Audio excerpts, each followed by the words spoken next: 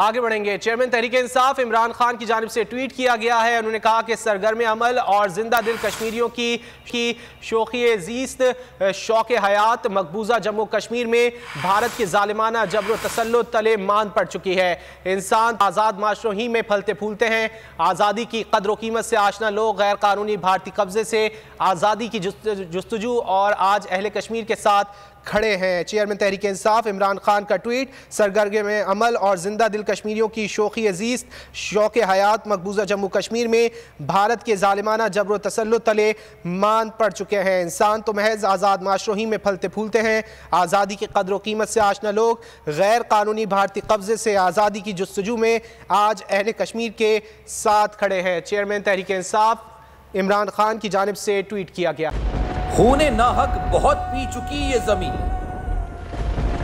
अब कोई दिन में ये खून उगलने को है।